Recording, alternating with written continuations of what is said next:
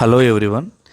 ఈరోజు మన వీడియోలో చాలా ప్రాముఖ్యత కలిగినటువంటి స్వయంభూగా వెలిసినటువంటి బుగ్గా రాజేశ్వర స్వామి ఆలయానికి సంబంధించినటువంటి విశేషాలని మీతో నేను షేర్ చేసుకుంటున్నాను ఈ వీడియోలో.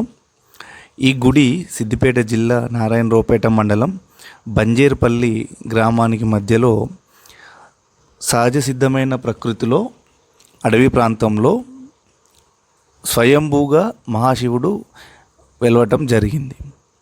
ఈ గుడికి సంబంధించినటువంటి చాలా ప్రత్యేకతలు అయితే ఉన్నాయి. ముందుగా మన ఛానల్ని కొత్తగా చూసేవారు సబ్స్క్రైబ్ చేసుకోండి. అలాగే మన వీడియోని లైక్ చేయండి, షేర్ చేయండి, అలాగే కామెంట్ చేయండి.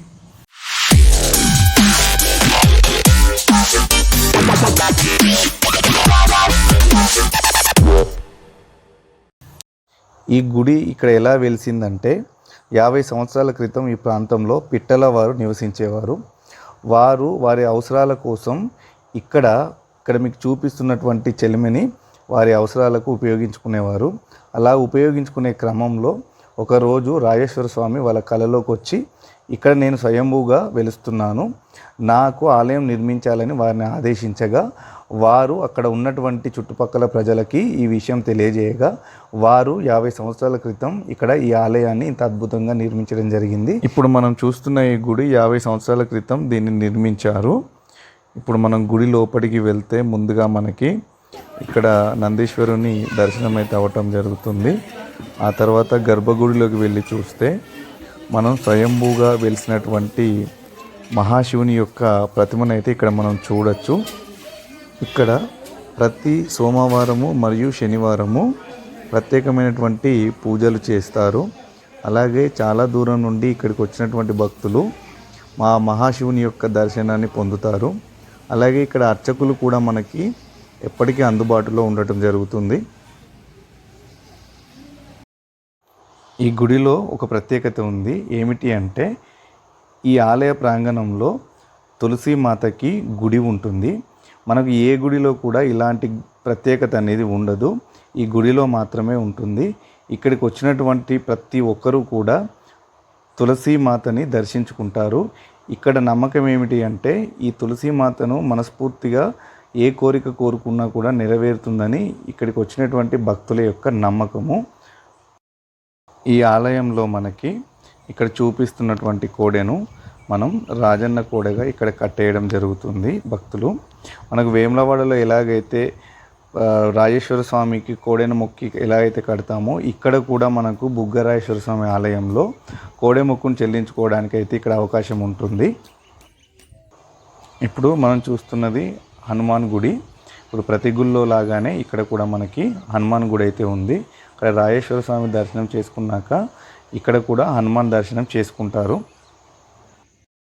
ఇక్కడ మనకు ఆలయ ప్రాంగణంలో నవగ్రహాల గుడి అయితే ఉండటం జరుగుతుంది. ఇక్కడ చాలామంది అయితే నవగ్రహాలకి పూజలు చేసుకుంటారు. ఇక్కడ నవగ్రహాలకు కనుక శాంతి కానీ అట్లాంటి పూజలు చేసుకుంటే ఎలాంటి సమస్యలైనా తొలగిపోతాయని చాలామంది అయితే ఇక్కడ ప్రత్యేకమైనటువంటి నవగ్రహ శాంతులు కానీ నవగ్రహ పూజలు అనేది చేసుకోవటం జరుగుతుంది. ఇప్పుడు మనం వెళ్తుంది మల్లన్న ఆలయం అన్నమాట. ఇది ఆలయ ప్రాంగణానికి దగ్గరలోనే చిన్న గుట్ట పైన ఇక్కడ మల్లన్న స్వయంగా వెలిసినట్టు చెప్తున్నారు. ఇక్కడ మల్లన్న ఆలయంలో ఆదివారం పట్నాలు వేస్తారు. అలాగే మల్లన్నకి బోనాలు కూడా ఇక్కడ సమర్పిస్తారు. ఈ మల్లన్న ఆలయం కూడా ఈ గుట్ట పైన నిర్మానుషమైన ప్రదేశంలో చుట్టూ అడవి లాంటి ప్రదేశం అన్నమాట. ఇక్కడ స్వయంగా వెలిశాడు. చూడండి, ఈ యొక్క రాయి కింద ఈ మల్లన్న వెలవటం జరిగింది. దానికి ఇక్కడ గుడి కట్టారు.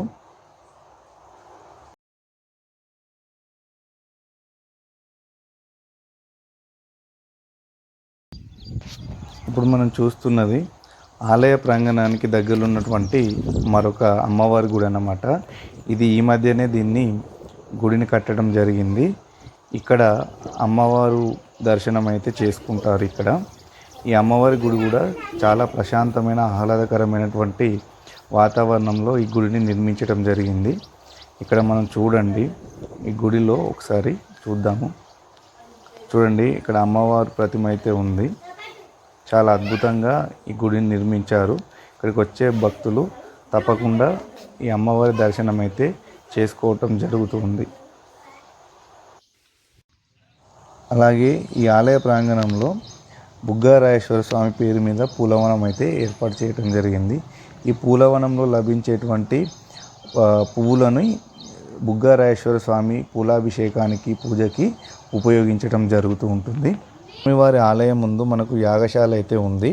ఇక్కడ సామూహిక వివాహాలు మరియు యజ్ఞాలు, యాగాలు, అలాగే సామూహిక సత్యనారాయణ స్వామి వ్రతాలు కూడా ఇక్కడ చేస్తారు. చాలామంది భక్తులు ఇక్కడ ఇలాంటి యాగాలు కానీ వ్రతాలు కానీ చేసుకోవడానికి అవకాశం ఉంటుంది.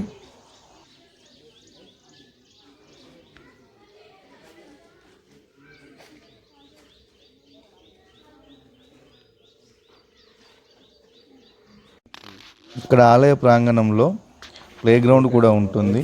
ఇక్కడ పిల్లలు ఆడుకోవడానికి వారికి అవసరమైనటువంటి స్పోర్ట్స్ ఎక్విప్మెంట్ కూడా ఇక్కడ ఏర్పాటు చేశారు. ఇక్కడ పిల్లలు అయితే చాలా ప్రశాంతంగా ఆడుకోవడానికి చాలా బాగుంటుంది. ఫ్రెండ్స్, నేను ఇందులో ఒక వీడియోని మర్చిపోయాను. అదేంటంటే ఈ ఆలయ ప్రాంగణంలో నాగదేవత గుడి అయితే ఉంటుంది. అక్కడ ఒక చెట్టు కూడా ఉంటుంది. ఇక్కడ సంతాన సమస్య ఉన్నవారు దంపతులు ఎవరైనా కూడా నమ్మకంతో ఇక్కడికి వచ్చి నాగదేవతకి మొక్కులు చెల్లించుకొని అలాగే ముడుపు కట్టుకుంటే వారికి పిల్లలు కలుగుతారు, సంతానం కలుగుతుందని ఇక్కడ నమ్మకం. అలాగే నాగుల పంచమికి ఇక్కడ చాలామంది భక్తులు వచ్చి దంపతులు వచ్చి వారి యొక్క మొక్కులు చెల్లించుకొని ముడుపులు కడతారు. అది నేను ఈ వీడియోలో అసలు చూపించుదాం అనుకున్నా, మర్చిపోయాను. ఫ్రెండ్స్, గమనించగలరు. ఫ్రెండ్స్, చూశారు కదా, మనకు ఒకే ఆలయంలో ఇన్ని రకాల గుడులు. అలాగే ఇక్కడ ప్రత్యేకత ఏంటంటే మనకు తులసీమాత విగ్రహం గుడి అన్నమాట. అది ఏ గుడిలో ఉండదు. అలాగే ఈ గుడి కూడా చాలా ఆహ్లాదకరమైనటువంటి వాతావరణంలో ఉండటం వలన ఇక్కడికి వచ్చే భక్తులు కూడా మనసుకి చాలా ప్రశాంతతను అయితే పొందుతారు. మరీ ముఖ్యంగా చెప్పాల్సింది ఏంటంటే ఇక్కడ చెలిమి వాటర్తో మనం స్నానం చేస్తే శరీరంలో ఉన్నటువంటి రోగాలన్నీ పోతాయి, మనిషి ఆరోగ్యంగా ఉంటాడని ఇక్కడ భక్తుల యొక్క నమ్మకం. మీరు కూడా వీలైతే తప్పకుండా ఈ యొక్క గుడిని సందర్శించండి. ఫ్రెండ్స్, మన వీడియో చూశారు కదా. ఈ వీడియో మీకు నచ్చితే లైక్ చేయండి, షేర్ చేయండి, కామెంట్ చేయండి మరిన్ని వీడియోల కోసం. అలాగే కొత్తగా చూసేవారు మన ఛానల్ని అయితే తప్పకుండా సబ్స్క్రైబ్ చేసుకొని మన ఛానల్ని సపోర్ట్ చేయండి ఫ్రెండ్స్.